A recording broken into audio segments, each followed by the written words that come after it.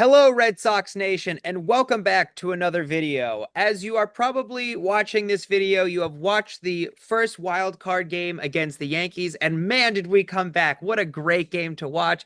Shout out to Yeah. Masataka Yoshida for getting those runs in. I want to just clap it up for the Red Sox. It was just an awesome game overall, and we're here to recap it really quickly. Brandon and I are going to spend the next, hopefully, weeks watching the Red Sox and recapping over and over again these games. But let's recap game number one against the mighty New York, or not so mighty New York Yankees after game one in a 3-1 game. Brandon, what are your thoughts here?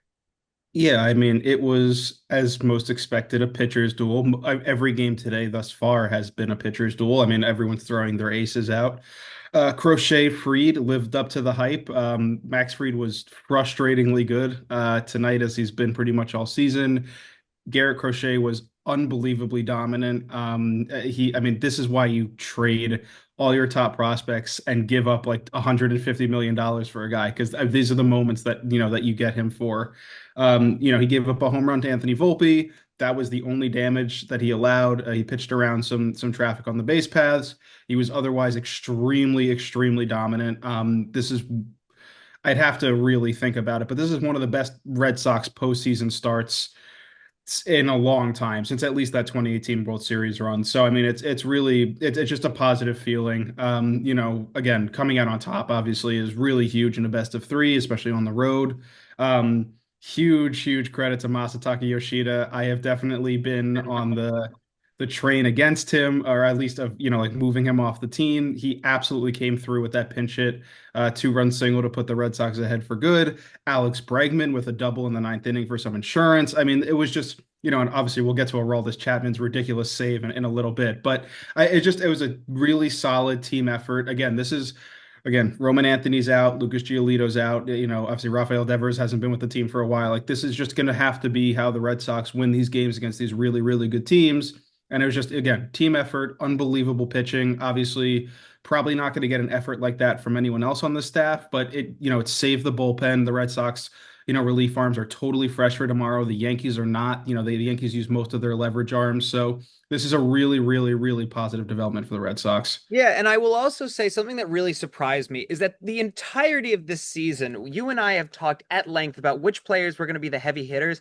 And most of them were not the players that we expected tonight. The players that got hits were Masataka Yoshida, Alex Bregman, Trevor Story, who has really had a comeback in these past few weeks, Nick Sogard, Nate Eaton, and that's really it. Besides that, the people who really didn't do a lot, offensively at least, were Jaron Duran, Romy Gonzalez, Rob Mhm. Rev Snyder, Nathaniel Lowe. The list goes on. And it really is surprising because, again, like I said, the entirety of this 2025 season, we were talking about that's 50% of the veterans right there didn't do diddly when it came to offense.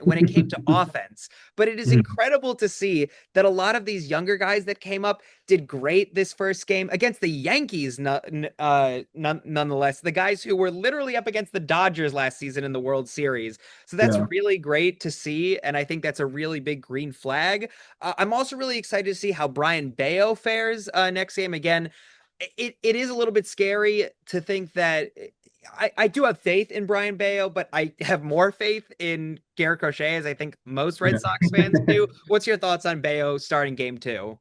Yeah, it's going to be really exciting for for Bayo to this is an elimination game now for the Yankees. Obviously, the Red Sox now have a little bit of margin of error to play with, but the Red Sox really succeeded tonight where they needed to. Paul Goldschmidt, Aaron Judge, and Cody Bellinger, the top three hitters in the Yankees lineup, combined for 5 hits and 12 at bats. Those are the best hitters they have. That's where they're going to do a lot of their damage.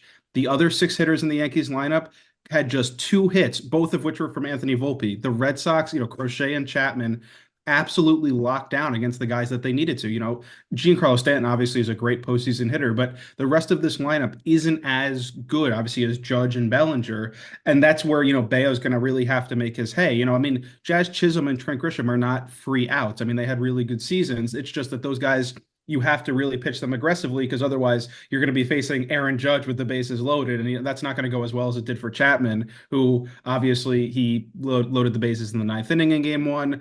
it looked like he was going to have one of his famous postseason collapses. It was just going to be another one on the resume. And then he struck out Stanton, got a pop out from Chisholm, and then struck out Grisham to lock down the save against the Yankees, which I'm sure only made it sweeter for him after all his years of struggles there in the postseason. But I mean, it's just, again, what's really key about what Crochet did tonight is that the entire bullpen, save for Chapman, is totally fresh for tomorrow now.